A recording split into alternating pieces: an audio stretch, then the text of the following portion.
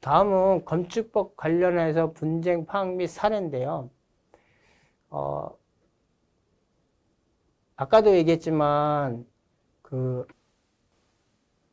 건축 설계 당시 건축주하고의 관계에 대해서는 많지 않습니다. 그래서 사례를 저도 이 관리를 하는 그 업을 갖고 있는 사람인데 설계하고 건축주하고 분쟁 나서 뭐 제가 조정해주고 그런 적은 거의 없습니다. 그래서 여기는 사례가 많지 않아서 일단은 그 건설분쟁위원회 사례 나온 거 그거 갖고 이제 몇 가지만 말씀을 드릴게요.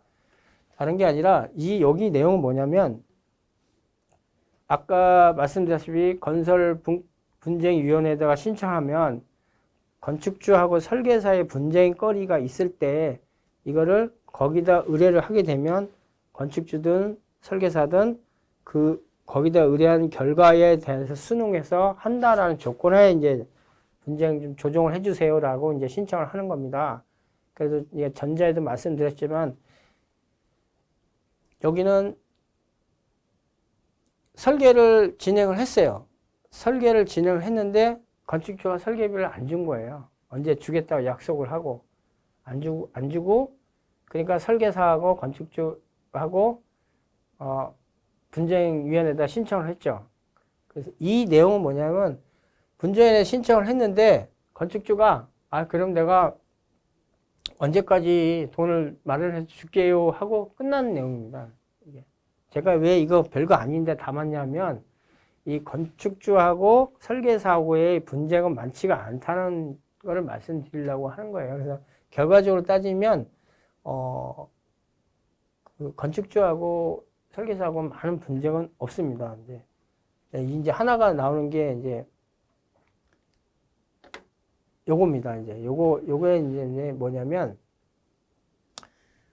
용도는 이제 생활숙박시설인데 요 내용은 뭐냐면 그 분쟁에다 신청한 게 뭐냐면 건축주는 건축심의가 미접수에 따라서 설계 변경 계약이 해지됐다. 원래 계약서 상에 건축심의를 받아야 되는데 그걸 안 받았으니까 내가 계약 해지할게. 계약을 해지하니까 왜 너 건축심의 안 받았잖아. 설계 변경 용역 계약이 해지가 됐으니까 기지급된 계약금 반환하고 건축심의 접수에 따라서 니네 설계 지체사항금 내놔. 이렇게 건축주가 요구를 하는 거고요. 자, 설계자는 뭐라고 이제 답변을 하냐면 이 건축심의를 받기 위해서는 관광공사의 협의의 업무에 따라 제대로 하고 업무 지시를 했다라고 했어요. 뭐냐면 이 건축심의를 하기 전에 관광공사하고 미팅을 먼저 그러니까 협의할 게 먼저 있어요. 먼저 있는 내용들이 있는데 그거 한 다음에 건축심의를 받아야 된다 이거예요. 근데 이 먼저 관광공사하고 협의하는 거는 설계자가 하는 게 아니라 건축주 네가 하기로 했잖냐라는 얘기예요. 서로 의견이 다르죠. 달라서 이제 분쟁위원회에서 조사를 해보니 설계 계약서와 당사자 설계 계약서와 설계 도서와 이행하는 업무를 확인했다.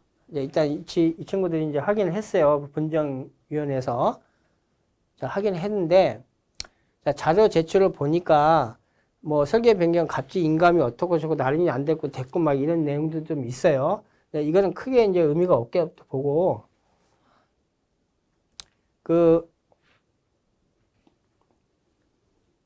피신청인 건축 설계사가 제출한 회의록을 보면은 관광공사 협의는 타 건축사무소에서 진행한다라고 돼 있단 말이에요. 이 내용으로 이제 신청인한테는 이제 건축주죠. 건축주는 관광공사하고 협의하는 그 이제 뒤에 내용이 나옵니다만, 그러니까 건축 심의를 하기 전에 관광공사에 뭔가를 협의하는 내용이 먼저 있어요. 그 협의를 먼저 하고, 그 다음에 건축 심의를 할지 아닌지 판단을 해야 되는데, 이제 업무 스케줄이 그렇게 이제 진행이 되는데, 이 관광공사 협의는 내 설계 사무실 내가 하는 게 아니라 건축주 당신이 한다. 다른 설계 사무실에 의뢰를 해서 그렇게 해서 회의를 진행했다라고 하는 근거를 이제 제시를 한 겁니다. 그래서 어떻게 됐냐? 결정했습니다. 조정 결정을 했는데 어떻게 했냐? 자, 설계 용역 범위는 각종 심의 및 인가에 필요한 기본 설계, 실설계 등에 관한 설계 업무, 그 다음에 건축 심의 인허가, 업무 대행 이렇게 돼 있어요. 이것만 따지면은 건축주가 제안한 건축 심의를 안 했으니까 그 기설계 그 설계비 준 거 일부 반환하고 그 니네 날짜에 안 했으니까 그 지차상금 내놔라는 게 맞는데 그 피신청인 신청을 보면 관광공사에 협의하는 것들이 조성계획 변경 승인입니다. 그러니까 거기다가 이제 생활 숙박시설을 짓는데 이 땅에다가 관광공사하고 협의를 해야 돼요.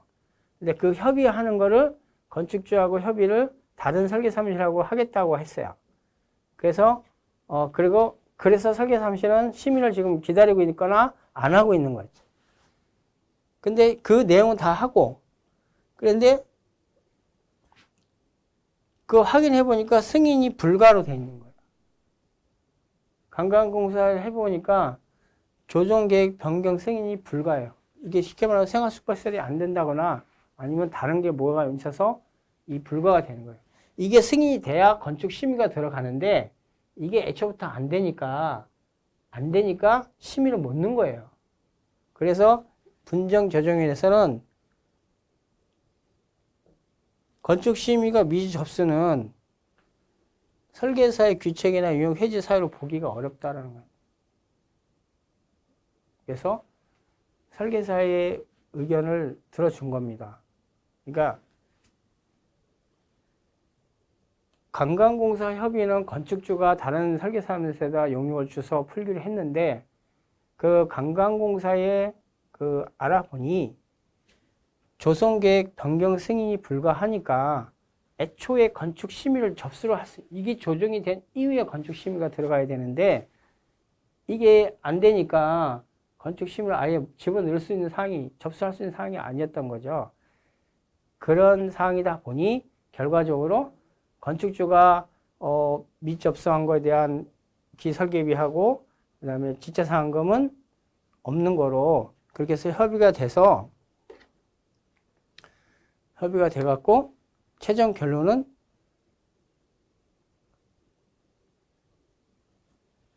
건축주가 준 돈, 오버해서 준 돈, 건축주가 건축 심의하기 전에 비용들을 뭐 계약금에서 30% 40% 준 돈에서 실제로 한 비용을 제외하고 대가를 작업한 거 제외하고 나머지는 반환하고 그 다음에 설계 변경은 해지한다.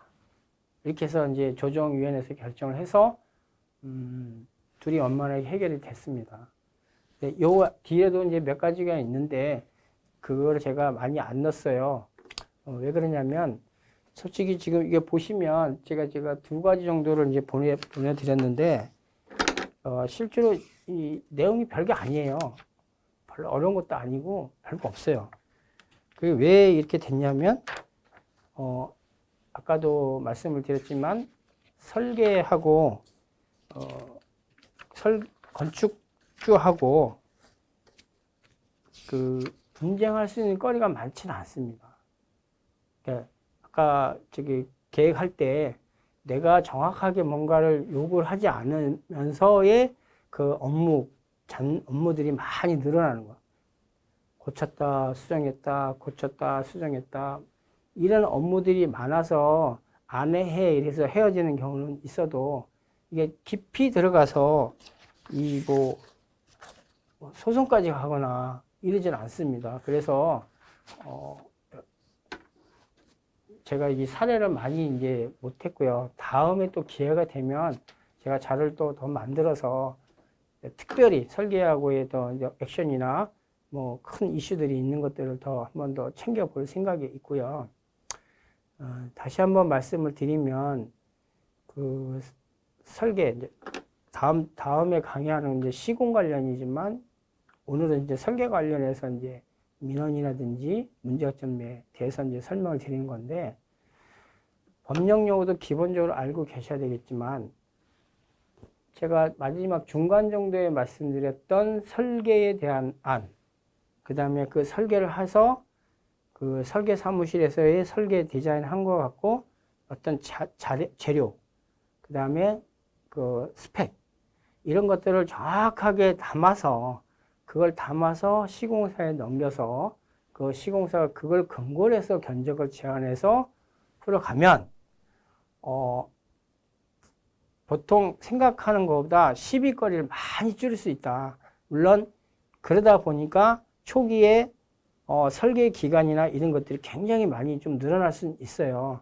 좀 빨리빨리 하고 싶지만 그걸 조금 더 여유 있게 가지시고 그걸 차근차근히 건축주분이나 일반인지 집을 지으실 때 챙기셔서 그렇게 좀 챙겨놓고 그거를 시공사에 던지면 시공사는 그걸 고단히 안아서 그게 내가 원하는, 내가 필요한 자재, 내가 결정한 자재를 그대로 쓰면서 공사를 할 거예요. 왜? 그 금액을 결정을 내가 하니까 서로 협의해서. 그러다 보니까 차후에 공사할 때 그런 시공사하고 건축주하고의 분쟁거리가 많이 줄 거고요. 그러고로 인해서 우리가 여기 강의하는 취지에 건축 문화의 어떤 기본적인 그런 활성화라든지 그 문화의 그 향상이라든지 이런 것들이 좀 좋아지지 않을까 이렇게 생각이 듭니다.